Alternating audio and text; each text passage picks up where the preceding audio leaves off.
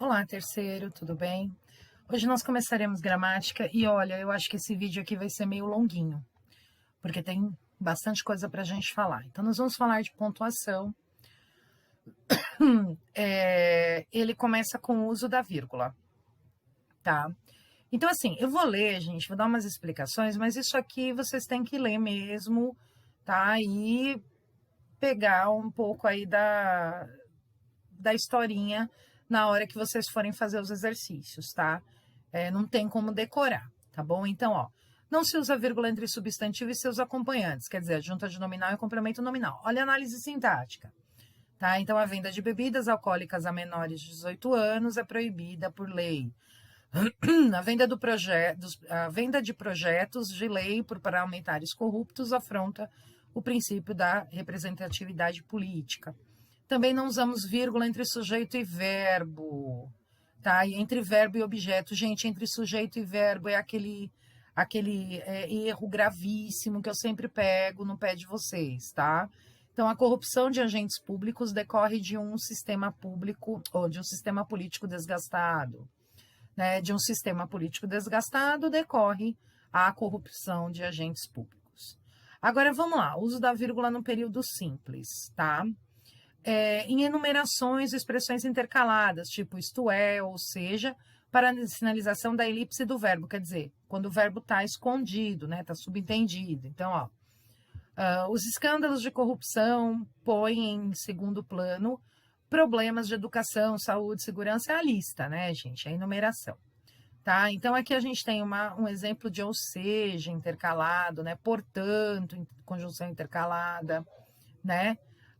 O governo culpa a economia pela crise política. A população, os políticos culpam, né? Então, assim, então aqui eu tenho a elipse do verbo culpar na segunda oração. Então, seria assim, ó.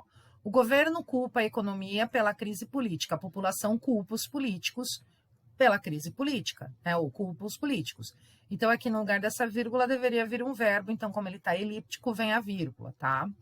Uso de vírgula para marcar algumas funções sintáticas, como objeto pleonástico, né? Que é objeto direto. Por exemplo, os anseios da população, né, vem repetindo o pronome os. Então, olha só. Os anseios da população, os políticos deveriam transformá-los. Transformar quem? Os anseios da população. Então, esse anseios da população é objeto direto pleonástico, tá? Aos cofres públicos, objeto indireto pleonástico, dinheiro arrecadado em impostos lhes pertence. Pertence a quem? Aos cofres públicos. Então, para separar os pleonásticos, eu uso a vírgula, tá? O Congresso votou a reforma trabalhista desconfiado da eficácia do projeto. Então, o predicativo do sujeito na posição final, tá bom? Agora, se eu coloco o predicativo do sujeito no meio, ó, o Congresso, desconfiado da eficácia do projeto, votou a reforma trabalhista, tá? A crise política, uma das mais graves e profundas da história nacional, é um aposto, então vem entre vírgulas. O que é o aposto?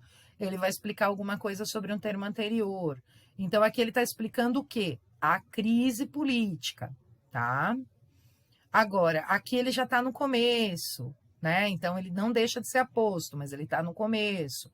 Então, ele vem separado por vírgula, né? Aqui é o vocativo, ó, compatriotas. Está na hora de expressarmos nas urnas o descontentamento com os políticos. Então, o vocativo sempre vai ser separado por vírgula, tá?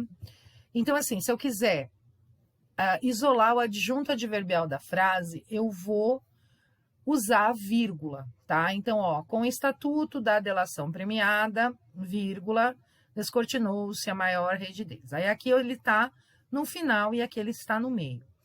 Cabe lembrar vocês aqui uma coisinha. Quando ele está no final, o uso da vírgula é facultativo, mas quando ele está no começo, o adjunto adverbial no começo ou no meio, é obrigatório, tá?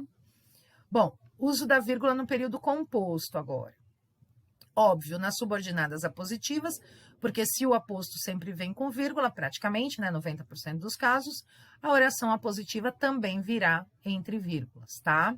As explicativas também, porque o aposto não explica uma coisa que vem antes, a adjetiva explicativa também explica alguma coisa que vem antes, tá? As adverbiais, né, ó, lembra aqui os advérbios? Então, é a mesma coisa, as adverbiais também têm vírgulas, tá? As orações sindéticas, mas assim, depende de qual, tá?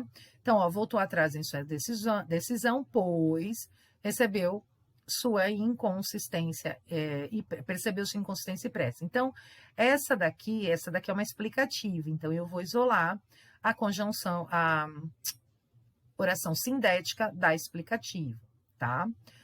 Coordenadas aditivas, isso aqui é importante, ó, se o sujeito for diferente nas duas orações. Se for o mesmo sujeito, não pode colocar vírgula. Então, ó, os professores entregaram as provas corrigidas e os alunos revisaram seus pontos fortes.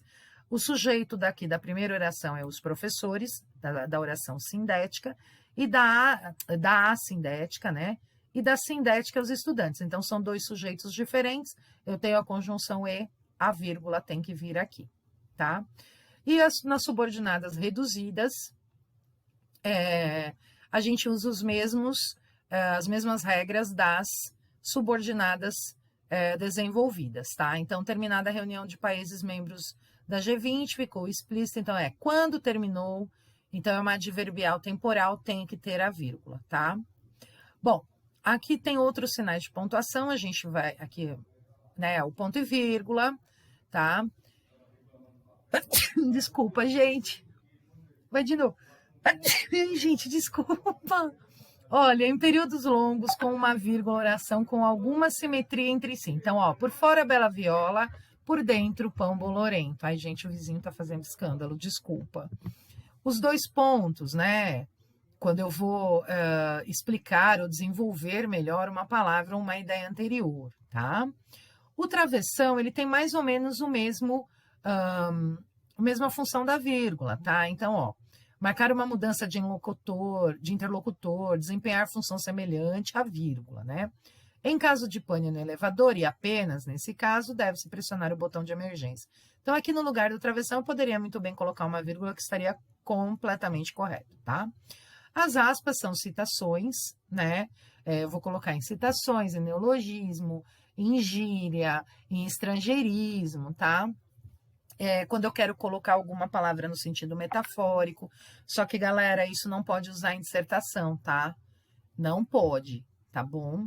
E as reticências que sinalizam a ruptura da frase ou a hesitação do enunciado diante da necessidade urgente de emprego, surgindo qualquer oportunidade, tá? Então, assim, galera, de verdade, não pode também usar reticência numa dissertação, tá bom? Então, é isso. Agora, vocês vão fazer os exercícios em classe. Eu vou dividir essa aula em 3, porque são bastante exercícios, tá? Para não ficar pesado para vocês, tá bom? Só que façam um exercício, gente, pensando, analisando, sem chutar, porque não se esqueçam que tudo vai compor a nota de vocês, tá bom? Bom trabalho, mãos à obra, até a próxima.